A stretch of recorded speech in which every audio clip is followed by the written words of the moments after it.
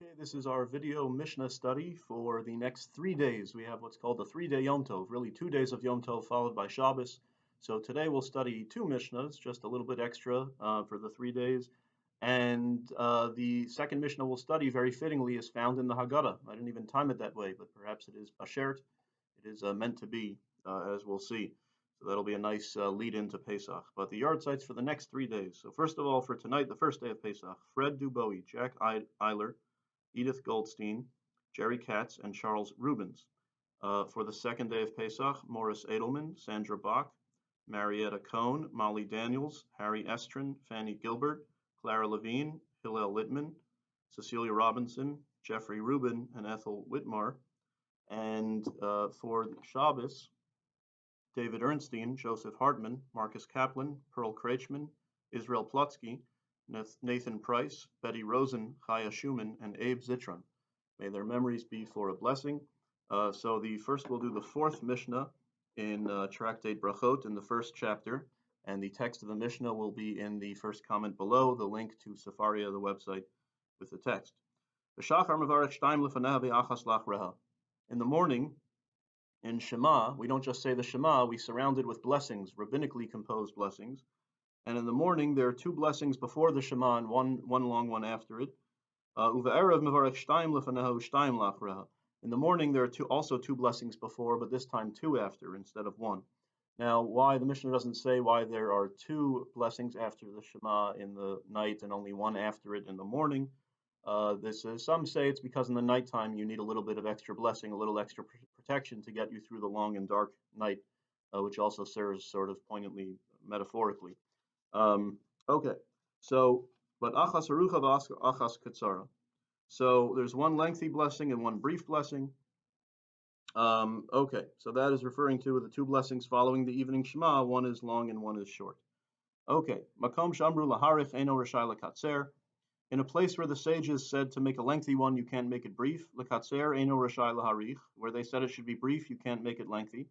Lachtom eno rashai shalo lachtom. Where they said you have to conclude the blessing with another Baruch Atah Hashem. Sometimes the blessing starts with Baruch Atah Hashem, and if it's long, the rabbis will also conclude it like an envelope structure with Baruch Atah Hashem. So then you're not allowed to not conclude it that way.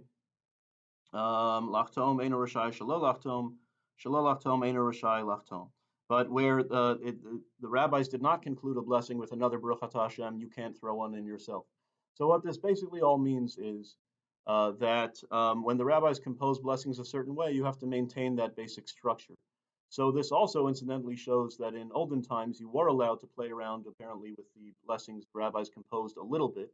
And Maimonides clarifies in his Mishnah Torah that as long as it's basically with the same gist of what the rabbis composed and the same basic structure, you were allowed to have a little bit of poetic license with the words. But he says that long-standing custom for centuries is we don't want to be so presumptuous to even do that. So whoever changes the text of a blessing nowadays at all is completely mistaken. But apparently in olden times, it was seen as permissible as long as you kept within very strict guidelines. If it's long, keep it long. If it's short, keep it short.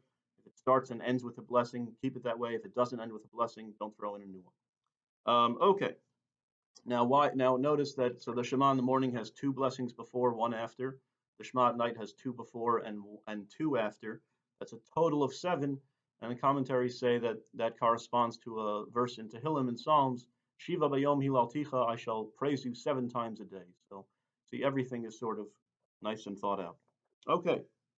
Now the last Mishnah we're going to study, which is the fifth and last Mishnah of the first chapter of Tractate Brachot, happens to be in the Haggadah, which we read tonight and tomorrow night. So very nice and fitting tie-in and segue.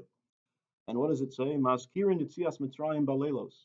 We mention the Exodus at night. Now this shows that we mention the Exodus every day, not just on Pesach, but in the Shema. The third paragraph of Shema ends with Shalom Kechem Asher Tzisichem Eretz Mitzrayim. Lios Lachem Elohim Ani Hashem Elokechem. I am the Lord your God. And then we say the word Emet. This is true. That's not in the verse. We throw in the word Emet. It's like a way of saying Amen. But the third paragraph of Shema is about tzitzit and how they remind you of the commandments, and then it says, I am the Lord your God who took you out of Egypt to be a God unto you. So we're required to recall the Exodus twice a day, every day, morning and night, in the morning Shema and the nighttime Shema. The major difference between Pesach is on Pesach there's an obligation of Haggadah, which means to elaborate, to tell over a story, to relate a story, which is a whole Haggadah, whereas the daily reminder is just a Zikaron. Tizkor Tzeischa Meretz Mitzrayim, you have to remember and recall, which can be done with one sentence, and we do that twice a day. So the Mishnah says, not just in the morning Shema, but you have to say the third paragraph at night too, and we'll see why you might have thought otherwise. Amar Rabbi Elazar ben Azariah, Hare ani keven shivim shana, lo zachisi sheteyamer yitzias Mitzrayim balelos. Rabbi Elazar ben Azariah said, I am like a 70-year-old man, and I did not prevail to ever figure out why must one mention the Exodus at night, ad shedarsha ben Zoma, until ben Zoma made the following exposition. So first we'll get to that, but first, why does Rabbi Elazar ben Azariah said, I'm like a 70-year-old man? The Talmud relates the story that he was actually 18, and he was so wise that he was appointed the Nasi, the prince, and the head of the Sanhedrin, the Jewish religious court and supreme authority of the Jewish people, at the age of 18 to succeed the great Rabbi Gamliel. And God performed a miracle, and in order to make him look older and wiser, he grew a long white beard overnight, so he looked like a 70-year-old man, so people would take him more seriously. Kind of a very fascinating story, but so then his looks reflected his true inner wisdom. Okay, he was mature beyond his years. But he says, Ben Zoma said, Shenemar, Leman tizkores yom tzeischa me'eretz Mitzrayim, kol yemei chayecha.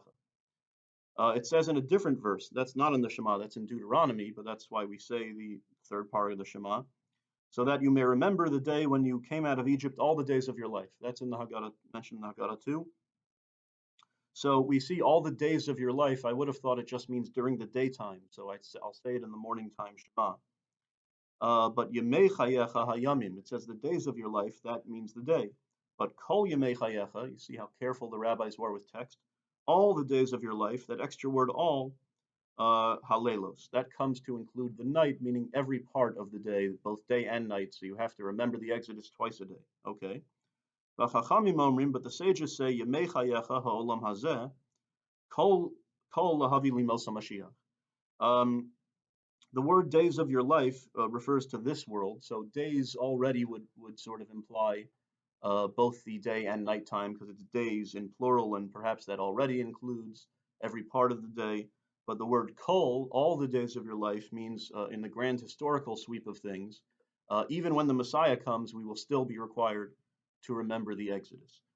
So there's obviously it's a technical legal discussion, but there's a beautiful lesson in there too, which I think we can apply to our current situation, which is even when the Messiah comes and you achieve redemption, you might think, well, when I achieve redemption, I now can completely jettison and forget my past. But the rabbis are teaching no. Even when we have redemption from the sorrows of this world, we'll still remember previous hardships, the slavery in Egypt, and previous liberations, and our past always remains a part of us. And I'd say the same thing about this Corona situation. When this blows over, the worst thing we can do is say, well, let's forget about that and move on. Your hardship, your struggle, and then your liberation after that has to always be a part of who you are, even after you achieve that liberation afterwards. So I think that's the lesson that the sages are teaching, and we can take that with us in the Haggadah tonight and tomorrow night, wherever you'll be celebrating in your own home. So we will say the memorial prayer. Once again, the yard sites for the next 3 days, first 3 days of Pesach. Aloha slichos chanun v'rachum erech apayim b'rav chesed hamtzeka paras pesha v'akravas yasha menucha nechona tachas kanfei ashkina b'malos kedoshim tahorim kezor harakia mazhirim es nishmos kol haskaros shel halayla v'shel machar v'shel machratayim shehalchu liolamam ana bal harachamim zachar lahem latova kol zchiyosem etzid kosem artzos achayim upsach lahem shari tzedek la'ora shari chemla v'chanina v'haskaros shel Shabbat v'seiser kenefechet astirem la'olamim v'tzror b'tzor achayim es nishmasam Adonai hunach lasam yanucha b'shalom mishkavam b'nomar amen. I'll recite the prayer for following the study of Mishnah, which we've been saying in English. This beautiful prayer that's found in the Art Scroll Siddur. And then we'll resume with these videos, please God, on Sunday after that hiatus. Please, O Hashem, full of mercy, for in your hand is the soul of all the living and the spirit of every human being. May you find favor in our Torah study and prayer for the souls of those yard sites for the next 3 days, Fred Dubois, Jack Eiler, Edith Goldstein, Jerry Katz, and Charles Rubin for tonight. For tomorrow night, Morris Edelman, Sandra Bach, Marietta Cohn, Molly Daniels, Harry Estrin, Fanny Gilbert, Clara Levine, Hillel Littman, Cecilia Robinson, Jeffrey Rubin, Ethel Whitman. And for Shabbos, David Ernstein, Joseph Hartman, Marcus Kaplan, Pearl Kreichman, Israel Plotsky, Nathan Price, Betty Rosen, Chaya Schumann, and Abe Zitron, in whose memory we study and pray. Accept them with love and affection, and send them your holy and pure angels to lead to settle under the tree of life near the souls of the righteous and devout men and women, to enjoy the radiance of your presence, to satiate them from your good that is concealed for the righteous. May their body repose in the grave with proper contentment, pleasure, gladness, and peace, as it is written. Let him enter in peace, let them rest on their beds, everyone who has lived in his proper way. As it is written, let the devout exult in glory, let them sing joyously upon their beds. And as it is written, if you lay down, you will not fear. When you lay down, your sleep will be sweet. Amen. And a good Yontif and Shabbos to all.